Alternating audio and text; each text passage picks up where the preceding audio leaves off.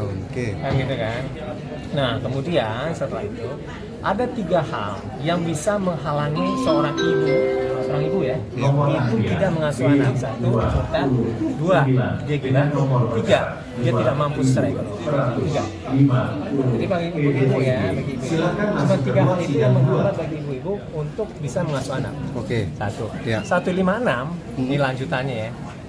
Ketika itu terhalang, yang diberikan terlebih dahulu itu adalah saudari ya, adik kakak perempuan dari ibu. Oh. Itu 156 kompilasi hukum Islam. Setelah itu baru ayah, setelah itu saudari dari ayah. Itu hukumnya. Ya. Nggak ada itu bisa menghalangi itu, kecuali ada desain. Ya. Clear ya? Ada peluang kalau Ya itu hukumnya begitu tadi, gitu. Ya teman-teman sebagai perempuan ya memang harus yakin, gitu. Ini hak perempuan sebenarnya gitu, bukan hak laki-laki. Berarti Hak Paula laki-laki sendiri itu, mengusulkan ya, Pak? Hak laki-laki itu sebenarnya itu dia mengasuh dalam tataran bagaimana seorang laki-laki.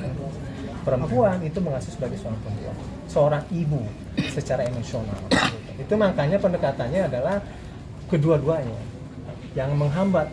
Walaupun si A si B nanti itu jangan terhambat. Karena itu adalah hak anak. Hak anak ini berdasarkan konvensi hukum anak, berdasarkan undang-undang perlindungan anak sampai kepada kompilasi hukum Islam gitu kan. Nah, jadi memang ditekankan ibu gitu. Berarti Paula sendiri mengajukan usulan itu ya di mediasi Hukum kedua. itu. Usulan. Hukum. Itu hukum, bukan usulan. Hukum. Yang saya bilang tadi apa kan? Pasal 105 dan 156 kompilasi hukum Islam. Gitu. Jadi itu bukan permintaan siapa-siapa, tapi hukum dan agama Islam, syariah Islam yang bilang kayak gitu. Kalau sudah ada obrolan bantahan-bantahan udah sih soal Itu tudingan-tudingan itu. Itu nanti di pengadilan. Itu makanya sejauh apa dia punya bukti, itu kita Sebelumnya akan. ada obrolan ke abang nggak sih? Ya enggak lah, jangan sekarang lah. Itu kan persidangan. Itu makanya satu lagi ya, teman-teman ya. Satu lagi ya.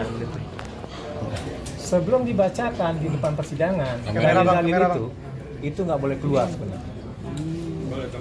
Nggak boleh keluar itu. Tapi pertanyaannya, kenapa banyak isu? Siapa yang keluarin itu? Harus tanggung jawab itu. Ya, itu cross clear teman-teman itu kan.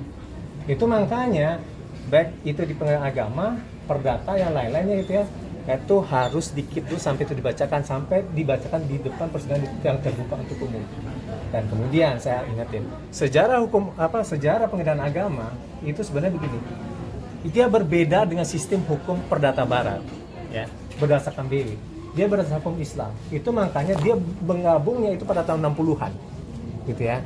Yang dulunya itu yang menyelesaikan adalah qadhi, hakim gitu ya. Yang berasal dari tokoh-tokoh agama Islam yang bisa mempertemukan, bukan memperadu-adukan. Nomor antrian itu harus clear gitu ya. 98. Jadi dengan begitu bagaimana si qadhi itu bisa mempertemukan untuk berdasarkan syariat Islam sebenarnya. Kan? Nah, oleh sebab itu makanya ini memang dipertemukan untuk bisa dirahasiakan, bukan untuk diumbar. Itu maka pertama-tama saya bilang kemarin itu ya, untuk kepentingan dari anak. Apakah ada Paula ngomong yang macam-macam soal anak? Tentang suami? Enggak. Itu mohon. Ini Mbak sebagai ibu nantinya ya. Begitu juga. Mas juga sebagai bapak. Begitu juga. Gitu. Saya ketuk aja gitu kan. Untuk kepastian dari anak. Gitu. Kasihan anak itu ya, itu berhak untuk mendapatkan psikologi yang baik. Nah kalau misalnya nggak baik gitu kan, orang tua sendiri akan menanggung nanti. Kenapa? Ya karena anak-anak itu pada saat ini masih sangat labil. Apalagi belum memais ya. Jadi saya tidak menanggapi substansi ya.